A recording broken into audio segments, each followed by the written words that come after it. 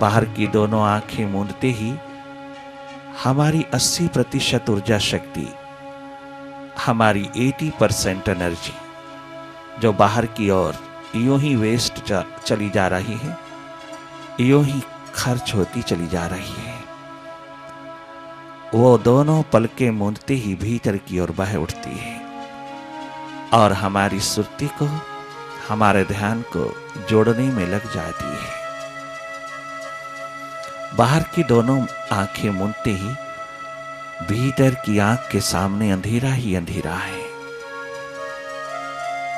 हम सब भीतर की ओर मुड़ के जब देखते हैं, भीतर की आंख से जब देखते हैं, तो सबसे पहले अंधेरा ही अंधेरा दिखाई देता है।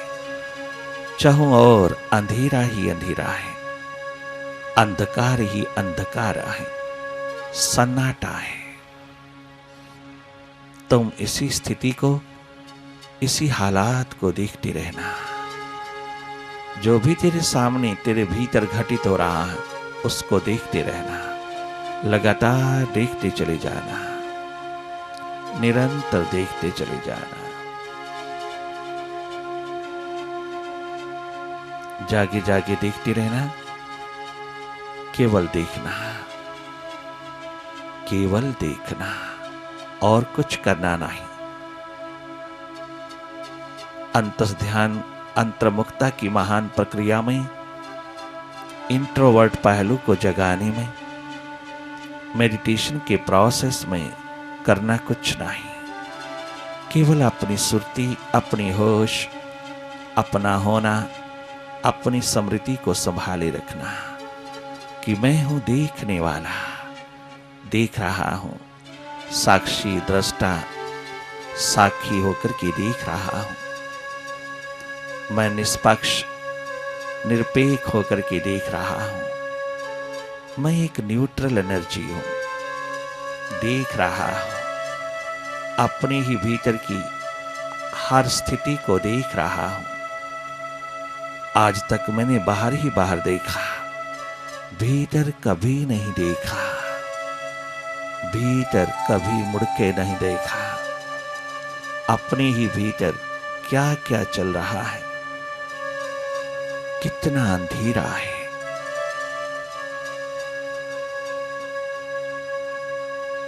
कितनी अमावस है, कितना अहंकार, अभिमान, ईगो का पसारा है, कितनी मन माया का विस्तार चल रहा है, कितना मन अपनी चंचलता, चपलता, दौड़, द्वंद्व, द्वि द्वैत फैलाता चला जा रहा है। सभी विकार, विचार, विकल्प, वृत्तियों का ढेर मन खड़ा करता चला जा रहा है। भीतर के अंधेरों में मन का जादू, मन का खेल चल रहा है।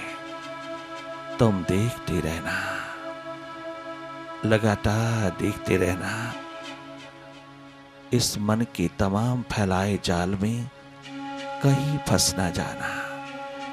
मन से जितना हटते चले जाओगे, अंधेरों से जितना हटते चले जाओगे, विचारों से जितना भी हट करके देखोगे, उतना ही तुम मन के मालिक होते चले जाओगे।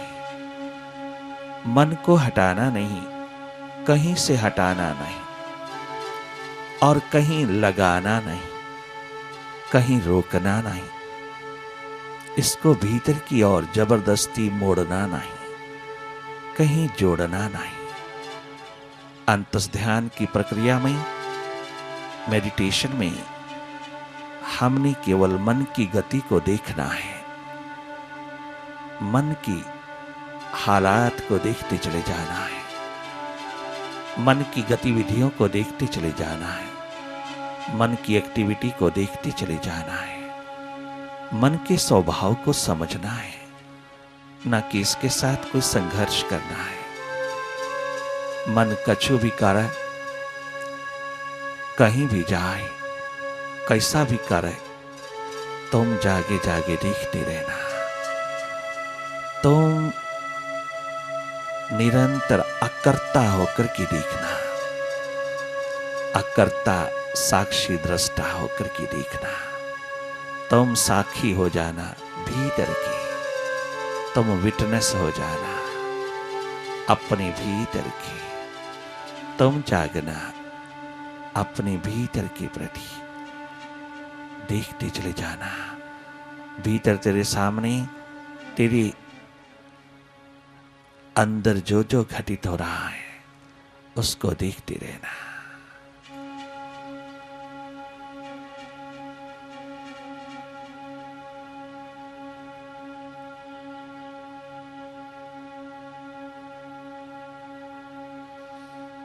केवल देखना, जागे जागे अपनी सुरती संभाले रखना। कैसा भी विचार तेरे सामने खड़ा हो भीतर के अंधेरों में, तुम देखते रहना, विचारों की गति को देखते रहना, लगातार देखते रहना।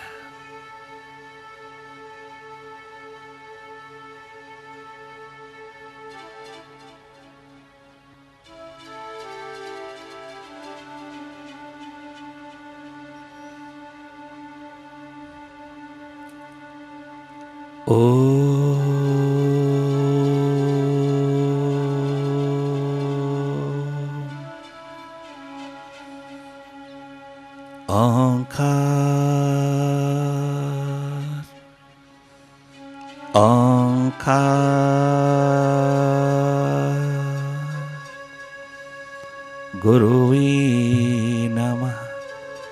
ओम गुरुवे नमः। ओम गुरुवे नमः। मेडिटेशन, अंतस ध्यान, भीतर का ध्यान, भीतर की सुरती का जागना, ये सभी धर्मों, संप्रदायों, मत मतांतरों का एकमात्र सार है। ये भारतीय संस्कृति का एकमात्र माखन है।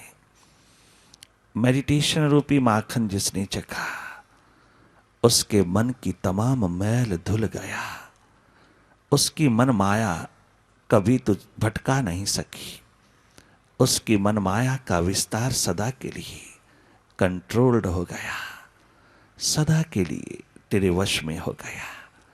और तू मन का मास्टर होकर के जब जीने लगा तो तुझे पहली बार पता चला जिंदगी क्या है। तुझे पहली बार जीवन का आनंद, जीवन की मस्ती, जीवन की बहारें, जीवन की लहलहाती खुमारियों के दौर, मस्तियों के चश्मे तेरे हाथ लगे। तूने पहली बार जाना कि जीवन को जीने का ढंग, जीने की कला, आर्ट ऑफ लिविंग, पहली बार तूने जाना। भीतर जाकर के जिसने जिया वो ज्ञानवान ही नहीं, वो प्रज्ञावान हुआ। वो प्रज्ञा, भीतर का जागरण, भीतर की होश, एकमात्र प्रज्ञावान होकर के जीना ही जीवन है। इस संसार में ज्ञानवान तो कदम कदम पे घूमते हैं। ज्ञानवान तो तुम कहीं भी, किसी भी कोने में देख लेना, मिल जाएगा। मिल जाएंगे विद्वान, मिल जाएंगे ज्ञानवान, मिल जाएंगे बड़े बड़े ज्ञानी, बड़े बड़े विद्वान, बड़े बड़े लर्नर्ड, बड़े बड़े फिलोसोफर मिल जाएंगे। तुम्हें बहुत बड़े बड़े दार्शनिक मिल जाएंगे, बहुत बड़े बड़े तार्किक, गणितज्ञ, बड़े बड़ी विद्वता के भंडार लेकर के चलने वाले। वो तो राजा जनक के दरबार में भी बहुत थे। वो सतयुग के राजा जनक के द्वार पर, दरबार में, धर्म सभाओं में सैकड़ों सैकड़ों थे। इतने बड़े बड़े धर्मशास्त्री, इतने बड़े बड़े धर्म के विद्वान, धुरंधर, इतने बड़े बड़े याज्ञवल्क्य के जैसे, महर्षि कोहड़ जैसे, गार्गी जैसी विदुषी उसके धर्म सभाओं में निरंतर उसके दरबार को सुशोभित करते थे। परंतु जनक की प्यास को कोई तृप्त ना कर पाया। वो सब ज्ञानवान तो थे किंतु प्रज्ञावान नहीं थे। उनकी खोपड़ी में ज्ञान के भंडार तो थे किंतु भीतर का प्रकाश नहीं था। उनका ज्ञान, भीतर का ध्यान ना हो सका। भीतर की सुरती को ना जगा सका। भीतर की सुरती, भीतर का प्रकाश, भीतर की एकमात्र लहलहाती अवेयरनेस, जागरण, जागृति, भीतर का जगराता, अर्थात भीतर की होश, भीतर की सुरती उनके पास नहीं थी। अगर सतयुग में ये हाल था तो फिर कलयुग में तो बात ही क्या है। बहुत रेयर, इसलिए बहुत कीमती है। दार्शनिक होना बहुत बहुत आसान है। बहुत बड़ा बड़ा फिलोसफर्स होना, थिंकर होना, विचारक होना कोई बड़ी बात नहीं है। बड़ी बात है किसी का भीतर का द्रवेश होना। दार्शनिक नहीं, द्रवेश। जो सिकंदर आजम के गुरु ने कहा था, अरिस्टोटल ने, अरस्तु ने कहा था कि मैं दार्शनिक हूं सिकंदर, मेरे प्यारे शिष्य, मैं द्रवेश नहीं हूं। मैं ज्ञानवान हूं, विद्वान हूं, लर्नड हूं, परंतु मैं प्रज्ञावान नहीं हूं। मैं रियलाइज्ड सोल नहीं हूं। मैं बुद्धि के पार नहीं हूं। मैं केवल बुद्धि की आखिरी लाइन तक पहुंचा हूं। मैं बुद्धि के आखिरी किनारे पर हूं। इसमें कोई शक की बात नहीं कि मैंने बुद्धि का सारा आलम तय कर लिया है। मैंने बुद्धि का सारा आलम तय कर लिया है, पार कर लिया है, मैंने नाप लिया है।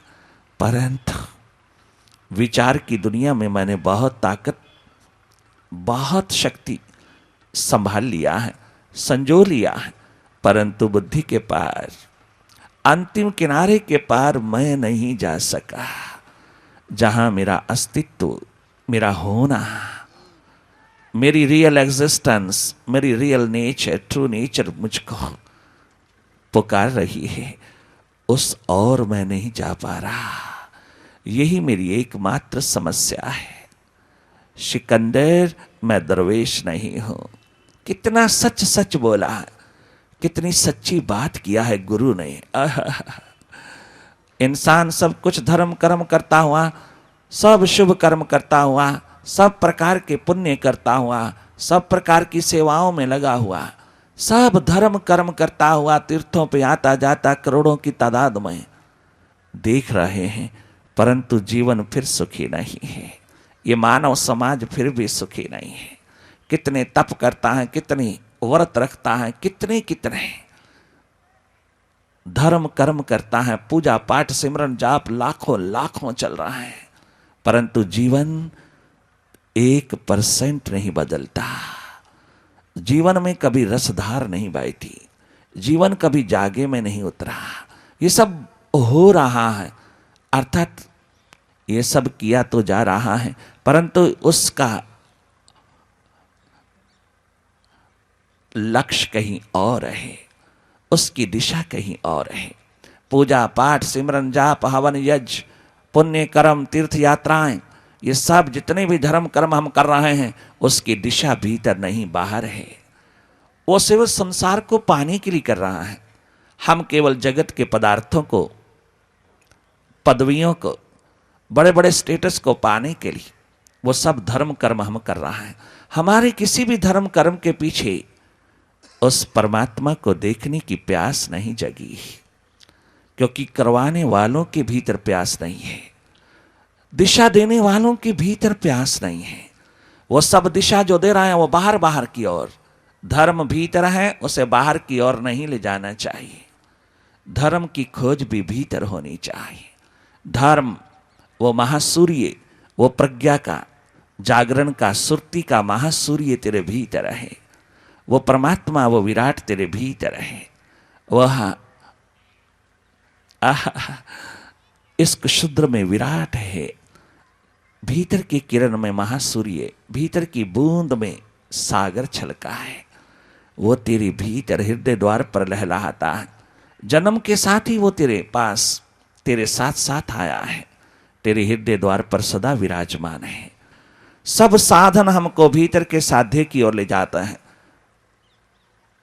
बशर्ते प्रोवाइडेड कि उन साधनों के पीछे अपने साध्य की एक झलक पाने की एक तमन्ना, एक प्यास, एक तड़पन, एक प्रेम की रीत निभाने की प्यास तेरे पास है, उस परम पिता के साथ अपना रिश्ता जोड़ने की, उसके साथ प्रेम की रीत निभाने की तेरे भीतर अगर तमन्ना है, प्यास है, लगन है, तो समझ लेना कि तेरा हर साधन उस साध्य के निकट ले जाएगा तुझको।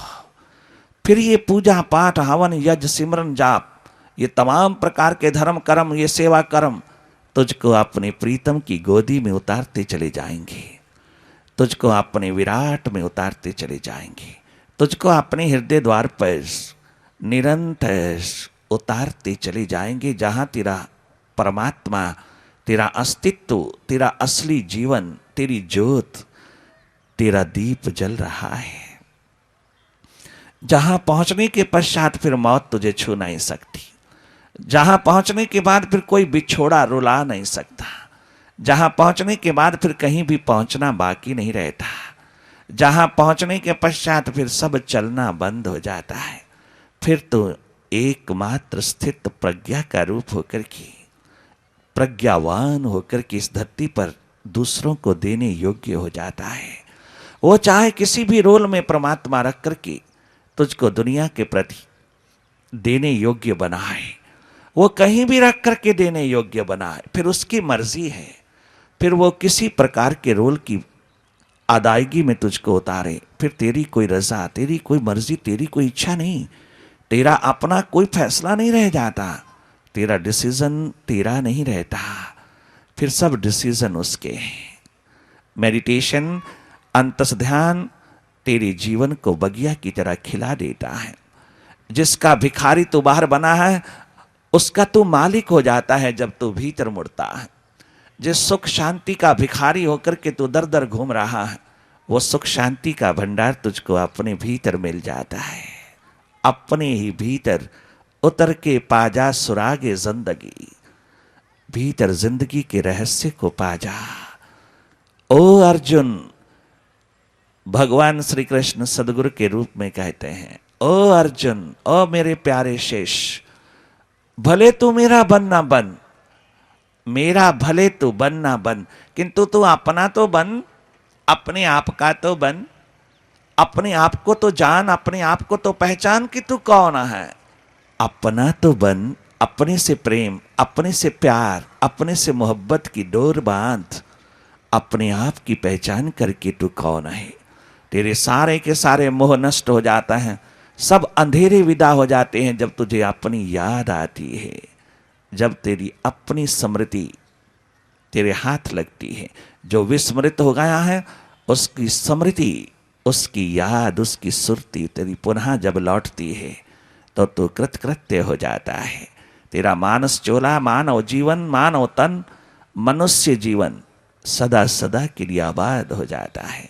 ये डिवाइन हो जाता है, ये देवत्व का रूप हो जाता है, ये दुनिया को देने योग्य हो जाता है। जब तू अपने भीतर जागता है तो 33 करोड़ देवी देवता भी फूल बरसाते हैं, 33 करोड़ देवी देवता भी झूम उठते हैं तेरे जागरण को देख करके, तेरी सुरती जगती को देख करके, तेरे भीतर की ज्योत जगमगाती को देख करके 33 करोड़ देवी देवता भी ब्रह्मा जी के आगे भाग खड़े होते हैं कि हमें भी मानस चोला दे, हमें भी इस धरती के ऊपर मानव तन दे करके भेज, हमें स्वर्ग में नहीं, हमें मातृलोक में भेज, जहां मानस चोले में उतर करके इंसान अपनी ज्योत, अपनी परम ज्योत, अपनी सुरती को जगा करके सदा सदा के लिए स्वर्ग नरक के पार वैकुंठ में उतर जाता है, सदा सदा के लिए अमर हो जाता है, आबाद हो जाता है, विराट परमात्मा में उतर करके विराट हो जाता है। फिर उसकी रजा, उसकी मर्जी, जब चाहे वो शरीर धारण करके आ जाए और जब चाहे वह निराकार होकर के चहुं दिशाओं में, 10 दिशाओं में, 11वीं दिशा से उतर करके 10 दिशाओं में किसी भी रूप में रह सकता है। फिर उसकी परम स्वतंत्रता है। ये महाजीवन का महान दर्शन, महान उपलब्धि एकमात्र मानुष चोले में पूरी पूरी संभावना रखती है।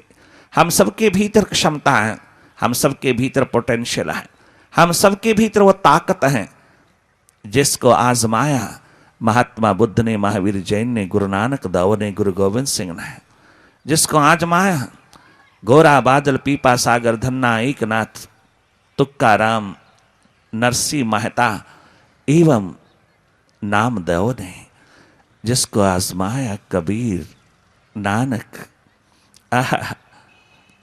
रैदास ने, जिसको आजमाया महाप्रभु चैतन्य ने, शंकराचार्य ने, बड़े बड़े ग्रस्त में रहने वाले दीवाने भक्तों ने उस भगवत्ता को प्राप्त करके, उपलब्ध करके इस धरती को सजाया है, इस धरती को चार चांद लगाए हैं। वही है संस्कृति, जहां जीवन जागा जागा जिया जाए। वो सभ्यता नहीं, संस्कृति है।